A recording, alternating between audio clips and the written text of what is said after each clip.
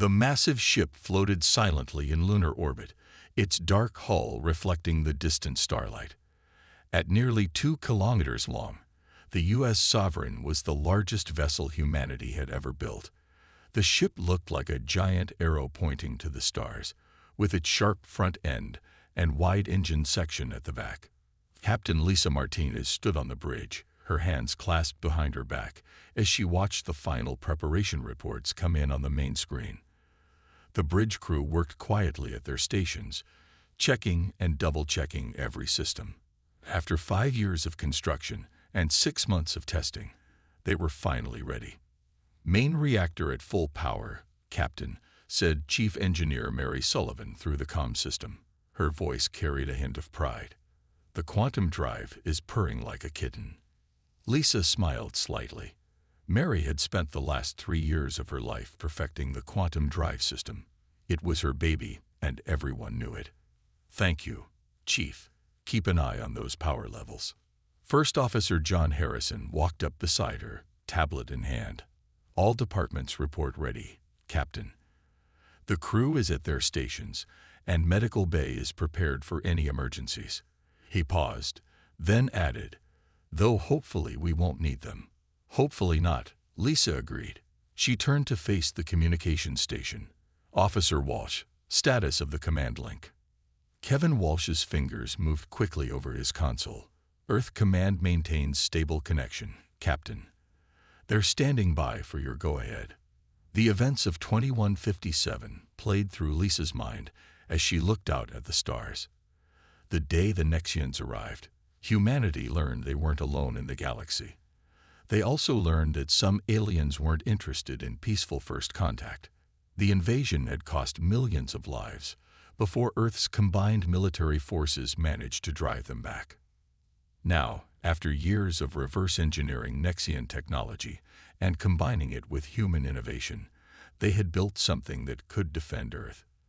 The Sovereign wasn't just a ship. It was humanity's statement to the galaxy that they wouldn't be easy targets anymore. "Area, run final systems check," Lisa ordered. The ship's artificial intelligence responded immediately, its calm voice filling the bridge. "Running final systems check. Hull integrity at 100%. Shields at full power. Weapon systems online and calibrated. Life support operating at optimal levels. All decks report secure for launch. No anomalies detected in any primary or secondary systems." Lisa nodded and pressed a button on her command chair. "All hands, this is the captain speaking. Today we take humanity's first true Stardestroyer into space. Each of you was chosen for this mission because you're the best at what you do. I know the responsibility on our shoulders is heavy, but I also know we're ready for it." She paused, looking around at her bridge crew. Young faces mixed with experienced ones, all of them focused and determined. "Our mission is simple. We protect Earth and her colonies. We show anyone who thinks humanity is an easy target that they're wrong. Together, we're going to make history."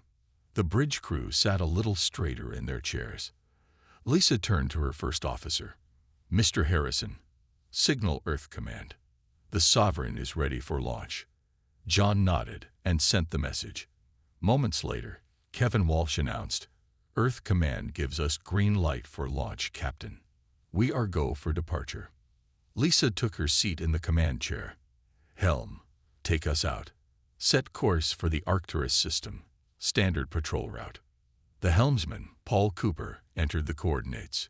"Course laid in, Captain. Quantum drive standing by."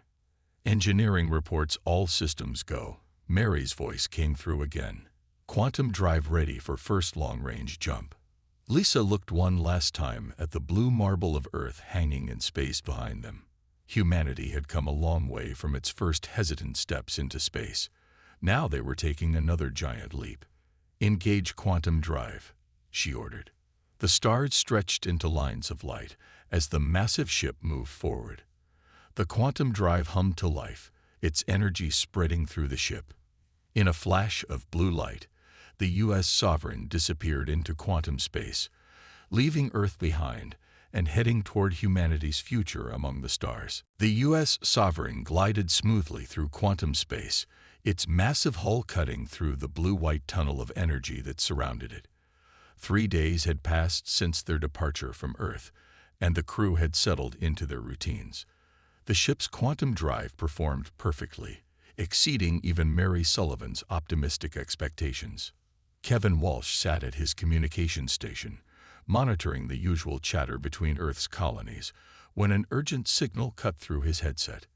He straightened in his chair, fingers flying across his console to clean up the transmission. "Captain," he called out, his voice tense. "Picking up a distress signal from Proxima Colony. Priority 1. Lisa Martinez turned sharply in her command chair. "Put it through." Main speakers. Static filled the bridge. Then a woman's voice broke through, tight with fear. "This is Governor Amanda Peters of Proxima Colony. We are under attack." "Repeat, we are under attack. Multiple Nexian warships have entered our system.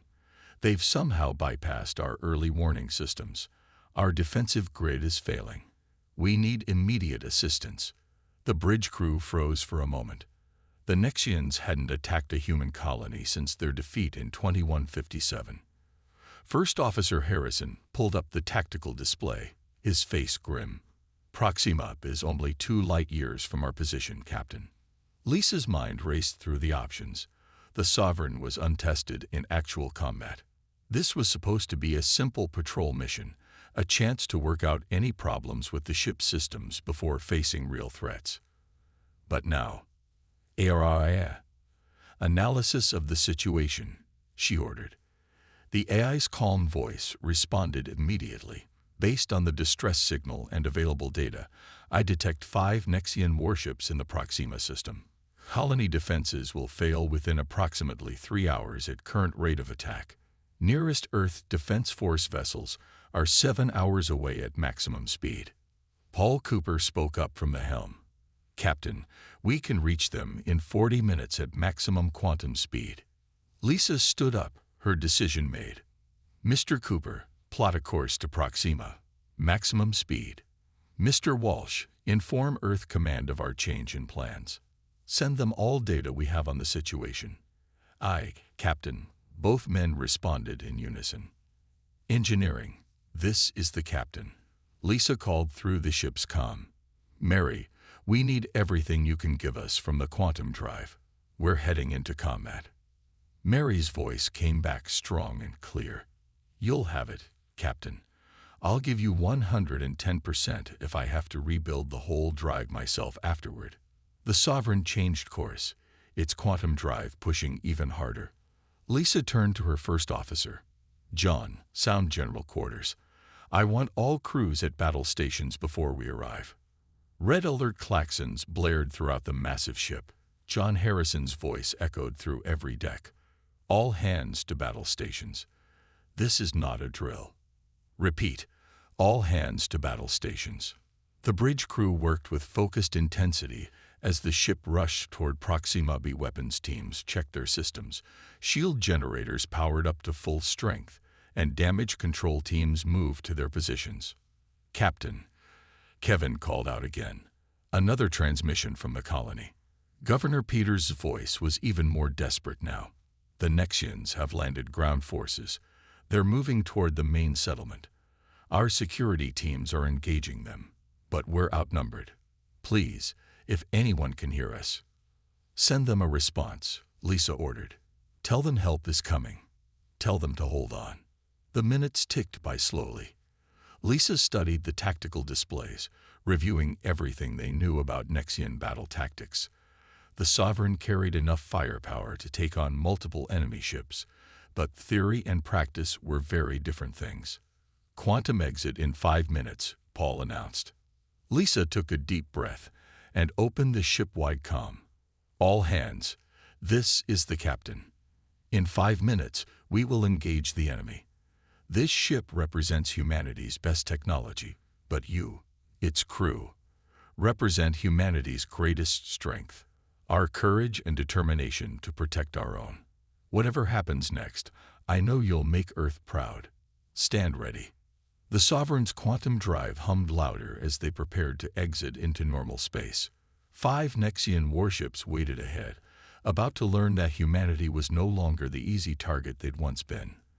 The real test of Earth's first Star-Destroyer was about to begin. The U.S. Sovereign burst out of quantum space at the edge of the Proxima system. The massive ship's sensors immediately detected the 5 Nexian warships surrounding the colony world. Their purple-black hulls stood out against the red light of Proxima Centauri. Lisa Martinez felt her heart pound as she looked at the tactical display. The Nexian ships were arranged in their standard attack pattern, 4 smaller destroyers protecting 1 large command ship. They hadn't noticed the Sovereign yet, too focused on breaking through the colony's failing shields. Tactical analysis, Lisa ordered quietly. Patricia Duncan, the science officer, spoke up from her station. Her fingers moved quickly across her screens as she studied the sensor data. Enemy ships are standard Nexian Ravager-class destroyers, Captain. The command ship is their newest model, a Deathbringer class. Their shields are... She paused, frowning at her readings. Wait. There's something odd about their shield frequencies. Explain, Lisa said, leaning forward in her chair. The Nexians are using a new type of shield modulation. But there's a flaw in the pattern. If we could get close enough, really close, we might be able to hit them where their shields are weakest. John Harrison shook his head. Getting that close would be extremely dangerous, Captain. Their weapons would tear us apart. Lisa stood up and walked to the tactical display. The colony's distress beacon still blinked urgently on the screen. She could see Nexian dropships already on the surface, unloading troops near the main settlement. Options, she asked her bridge crew. We could try to draw them away from the colony, Paul suggested from the helm. Get them to chase us. Kevin Walsh disagreed. They know they have the advantage. They won't abandon a sure victory to chase 1 ship. What about the quantum torpedoes? John asked. We could launch them from maximum range. Mary's voice came through the comm system. The torpedoes aren't tested at that range, Captain. We don't know if they'll lock on properly. Patricia spoke up again.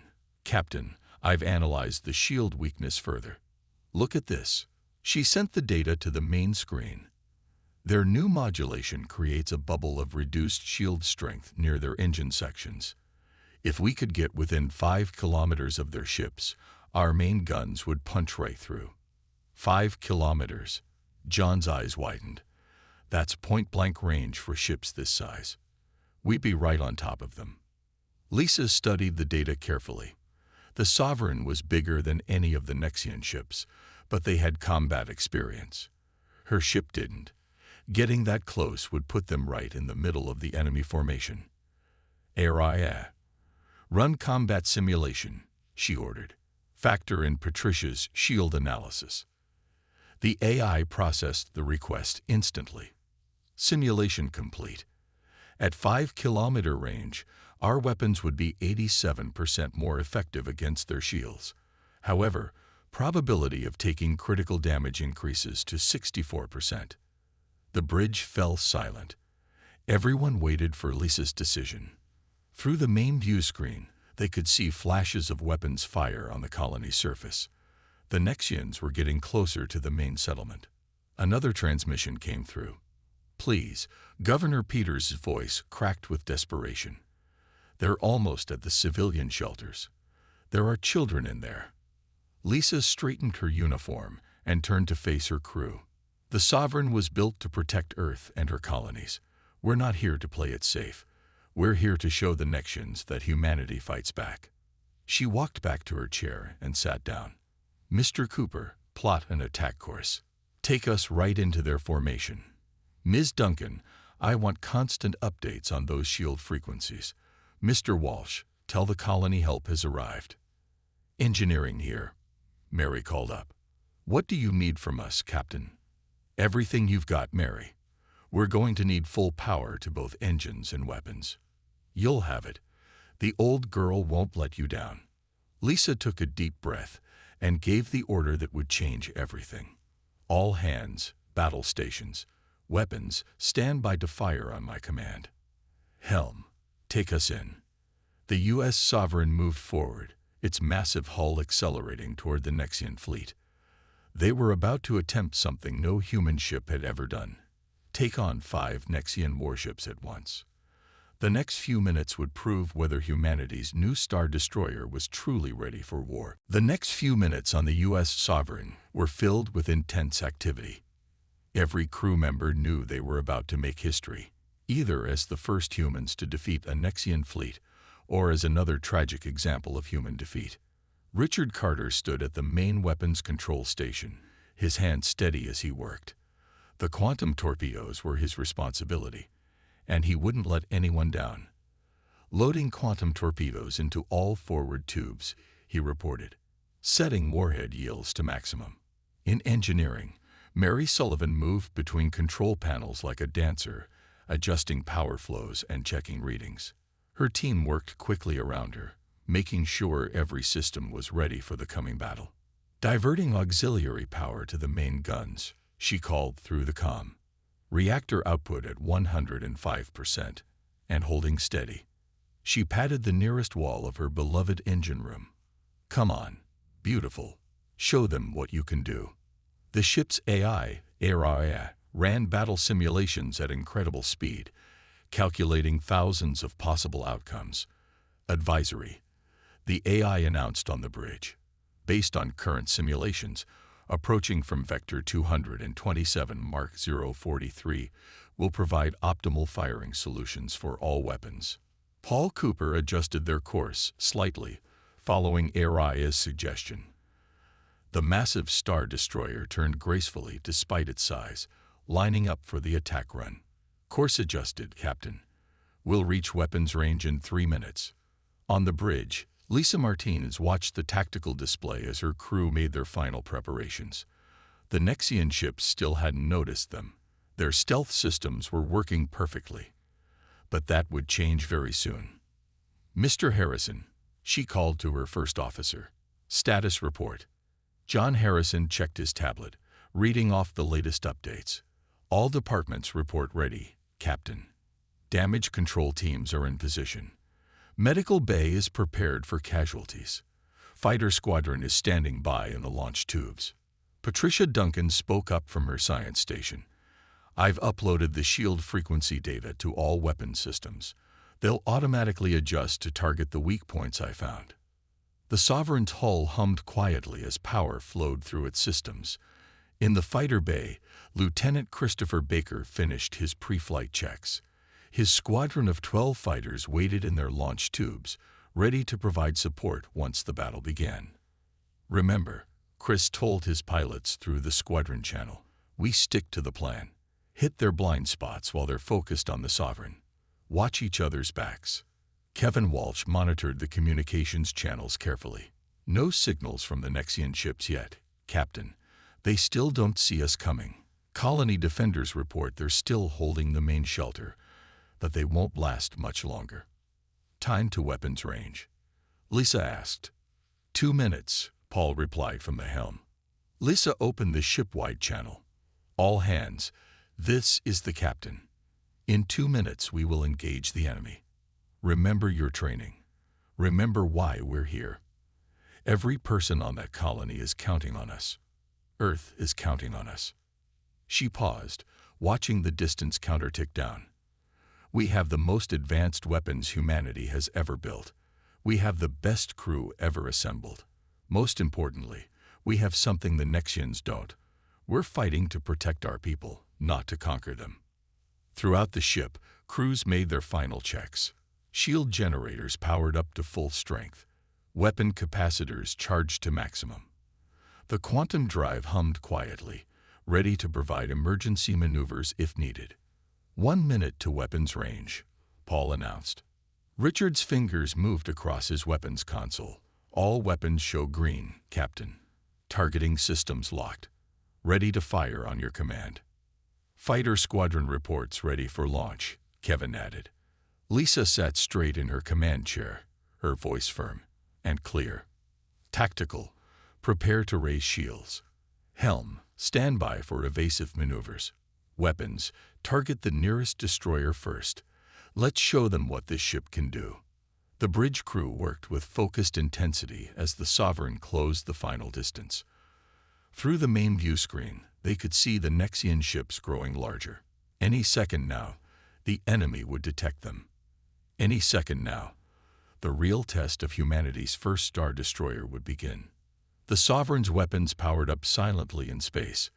They were about to give the Nexians a surprise they would never forget. The moment of surprise lasted only seconds. The U.S. Sovereign dropped its stealth field and appeared right above the Nexian fleet like a massive shadow. The enemy ship's sensors lit up with warnings, but it was already too late. "Fire main cannon," Lyssa ordered. The Sovereign's main gun lit up with blue-white energy. The antimatter beam cut through space and struck the nearest Nexian destroyer. The enemy ship's shields flickered and failed exactly where Patricia had predicted. The beam punched through the hull, and the Nexian ship exploded in a ball of purple fire. Direct hit. Richard called out from weapons control. Enemy destroyer destroyed. The remaining Nexian ships reacted quickly. Their purple-black hulls gleamed as they turned to face the unexpected threat. Energy beams and plasma torpedoes filled space as they opened fire on the Sovereign. Evasive maneuvers. Lyssa commanded. Launch fighters. Paul's hands flew across his controls. Despite its huge size, the Sovereign moved with surprising grace, dodging most of the incoming fire. The few hits that landed were absorbed by their shields. In the launch tubes, Chris Baker gripped his fighter's controls. Squadron. Launch. 12 fighters shot out from the Sovereign's bays. They looked tiny next to the massive ships, but they moved incredibly fast. Chris led his squadron in a tight formation, diving between the enemy vessels. "Focus on their engine sections," he ordered his pilots, "just like we practiced." The bridge shook as another volley of Nexian weapons struck their shields. John Harrison checked the damage reports. "Shields holding at 82%, Captain. Minor damage to decks 12 through 14. Target the command ship," Lyssa ordered. "All weapons, fire when ready." The Sovereign's weapons blazed. Quantum torpedoes streaked through space, their warheads glowing with strange light. The main cannon fired again, joined by dozens of smaller energy beams from the secondary weapons.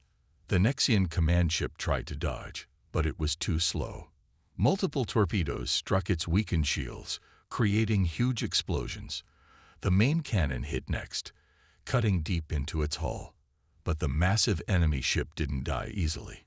It turned its main guns toward the Sovereign and fired. "Brace for impact," Lyssa shouted. The hit was devastating.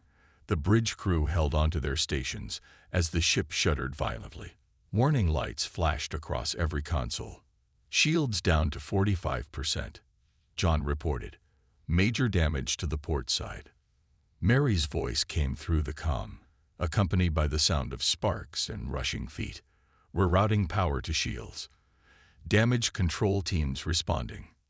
Meanwhile, Chris and his fighter squadron caused chaos among the enemy ships. They struck engine after engine, weakening shields and disrupting power systems. 2 Nexian destroyers collided trying to avoid the nimble human fighters. "Keep pressing the attack," Lyssa ordered. "We've got them off balance." Richard worked his weapons console with intense focus, reloading quantum torpedoes, main cannon charging, ready to fire in 10 seconds. The space around them lit up with weapons fire. The Sovereign's hull rang with impacts, but the massive ship kept fighting. Its weapons struck again and again at the enemy's weak points. Another Nexian destroyer exploded as Chris's squadron hit its engines at the same moment the Sovereign's weapons struck its bridge. The remaining ships tried to regroup, but they were scattered and damaged. "Captain," Kevin called out. "The colony reports the Nexian ground forces are retreating. They're returning to their ships." Lyssa allowed herself a small smile. "They're running. Target their escape routes. Don't let them regroup." The Sovereign moved forward like an unstoppable force.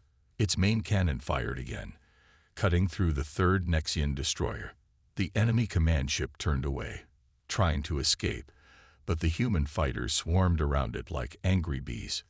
"This is for Earth," Lisa said quietly, watching the battle unfold. The Sovereign had taken damage, but it was still fighting.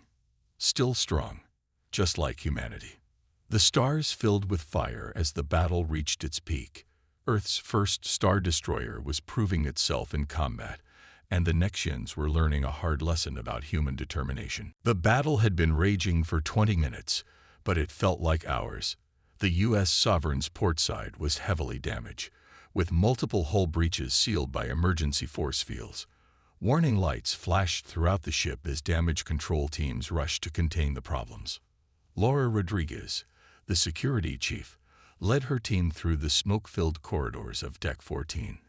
"Seal that breach," she shouted, pointing to a crack in the hull where the cold of space showed through a flickering force field. Her team worked quickly, using repair drones to strengthen the damaged section. The ship shook again as another hit landed. Through her comm unit, Laura heard the bridge crew's voices. "Direct hit to port side," John Harrison announced. "We're losing power to sections 12 through 16. Rerouting emergency power," Mary Sullivan replied from engineering. Her voice was strained but determined. "The nanite repair systems are working, but they need time." On the bridge, Lisa Martinez watched as the massive Nexian command ship turned for another attack run. 2 enemy destroyers were already destroyed, but the remaining 2 and the command ship were still fighting hard. The Sovereign's initial advantage of surprise was gone, and now it was a test of endurance. "Captain," Patricia Duncan called out from her science station, "the shield modifications are working better than expected. Each hit we land is doing more damage to their systems." Just then, the ship rocked violently. A beam from the Nexian command ship had struck them directly in the port side. Sparks flew from several bridge consoles. "Port shields failing," John reported. "We've got multiple hull breaches. Damage control teams are responding, but we're taking on too much damage." Through the comm system, they could hear Laura's voice. "Security team engaging. Nexian boarding parties detected on decks 13 and 15. We need backup." Lisa's mind raced. They were hurting the enemy, but the Sovereign was taking heavy damage. If they didn't turn this around soon, they might lose the ship. "Engineering to bridge." Mary's voice cut through the chaos. "Captain, the nanite repair systems are adapting. They're learning from the damage patterns. Each repair is faster than the last." Patricia's eyes widened as she studied her readings. "She's right. The nanites are actually improving our hull strength where they've made repairs." And she paused, excitement in her voice. "Captain, I can use this data to improve our shield modifications even further." "Do it," Lisa ordered. "Mr. Carter, prepare all remaining quantum torpedoes. Let's give them everything we've got." Richard's hands flew over his weapons console. "Torpedoes ready, Captain. Main cannon at 80% power and charging." In the corridors below, Laura and her security teams fought off the Nexian boarding parties. The aliens were tall and heavily armored, but human determination and training proved stronger. Security teams moved deck by deck, pushing the invaders back. "Security to bridge," Laura reported. "We've contained the boarding parties. No casualties. These Nexians aren't as tough as they look." Chris Baker's fighter squadron continued their attack runs, keeping the enemy ships distracted. They'd lost 2 fighters, but the pilots had ejected safely and were recovered by rescue shuttles. Fighter squadron reports enemy engines showing critical damage. Kevin Walsh announced from communications. "Their maneuverability is down by 60%. Patricia finished her modifications. "Shield frequencies updated, Captain. Their weapons will be half as effective now." Lisa saw their chance. The Nexian ships were slowing down, their formation broken. The command ship's hull showed multiple burning breaches where their weapons had struck. "This is our moment," she said firmly. "All weapons, target the command ship's main reactor. Fighters, clear the area. Everyone else, brace for impact. We're ending this now." The Sovereign's damaged hull gleamed as it turned to face the Nexian command ship head-on. Its weapons powered up, and the main cannon glowed with building energy. They had taken heavy damage, but the ship was still fighting. The nanites were repairing damage almost as fast as it happened, and their modified shields were stronger than ever. The next few moments would decide everything. Either Earth's first Stardestroyer would prove itself the strongest ship in the battle, or they would fail and lose everything. But as Lisa looked at her determined crew, she knew which outcome she was betting on. The final moments of the battle happened faster than anyone expected. The U.S. Sovereign's main cannon fired, its antimatter beam burning bright blue against the darkness of space. At the same moment, all remaining quantum torpedoes launched from their tubes, leaving trails of energy behind them. The Nexian command ship tried to dodge, but its engines were too damaged. The torpedoes struck first, creating massive explosions that ripped through its weakened shields. Then the main cannon's beam hit the exposed reactor section. For a second, nothing happened. Then the massive enemy ship exploded in a ball of purple and white fire. Command ship destroyed. Richard shouted from weapons control, his voice filled with excitement. The remaining 2 Nexian destroyers turned to retreat, but Chris Baker's fighter squadron was ready. They swooped in from above, targeting the enemy's engines with precise shots. The Sovereign's secondary weapons joined in, and within minutes, both destroyers were reduced to floating wreckage. All enemy ships destroyed or disabled. John Harrison reported, checking his tactical display. No survivors detected from the command ship. The destroyer crews are abandoning ship. The bridge crew held their breath, waiting to make sure it was really over. Then Kevin Walsh's voice broke the silence. "Captain, message from the colony. The remaining Nexian ground forces are surrendering." A cheer went up throughout the ship. In engineering, Mary Sullivan hugged the nearest crew member, tears in her eyes. "We did it. The old girl did it." Laura Rodriguez reported from security. "All boarding parties eliminated, Captain. We're securing the prisoners now." Fighter squadron returning to base, Chris called in. 2 fighters lost, but all pilots safe and recovered. Lisa Martinez stood from her command chair, her own eyes shining with pride. "Status report, Mr. Harrison." John checked his readings. Port side heavily damaged but stable. Nanite repair systems are working at full speed. Shields at 30% but regenerating. Main cannon needs 2 hours to recharge. Most importantly, he smiled, not a single crew member lost. "The colony, Mr. Walsh." Kevin listened to his communications. Governor Peters reports minimal civilian casualties. Their medical teams are treating the injured, she says. He grinned. "She says we arrived just in time." "Captain," Patricia called from her science station. "You should see this." She put an image on the main screen. It showed the Sovereign, damaged but proud, floating against the stars. Despite the scorch marks and battle damage, the massive ship looked powerful and undefeated. Lisa opened the ship-wide comm. "All hands, this is the captain. Today, we faced humanity's greatest enemy and won. Not just won. We destroyed an entire Nexian battle fleet without losing a single crew member. Each of you proved that humanity belongs among the stars, that we can defend our people, our colonies, our future." She paused, looking at her tired but happy bridge crew. "Damage control teams, continue repairs. Medical, treat any remaining injuries. Everyone else, stand down from battle stations. You've earned your rest." The next few hours were busy with cleanup and repair work. The nanite systems fixed the major hull damage while engineering teams restored power to the damaged sections. Security teams processed the Nexian prisoners, while medical staff treated both human and alien injured. As the Sovereign maintained position above the colony, Lisa recorded her report to Earth Command. She kept it simple and direct. U.S. Sovereign engaging Nexian fleet at Proxima. The 5 enemy ships destroyed or disabled. Colony saved with minimal casualties. Ship sustained moderate damage but fully repairable. All crew survived. Recommend immediate construction of additional Star Destroyers. The Sovereign has proven that humanity can not only survive in this galaxy, we can win. She looked out at the stars through the bridge viewport.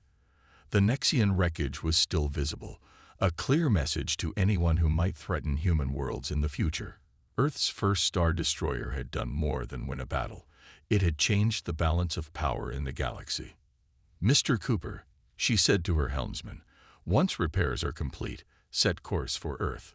Let's go home and tell them how humanity's Star Destroyer just made history." The massive ship hung in space above the grateful colony, its battle scars already healing. The age of human defenselessness was over. The galaxy would never be the same.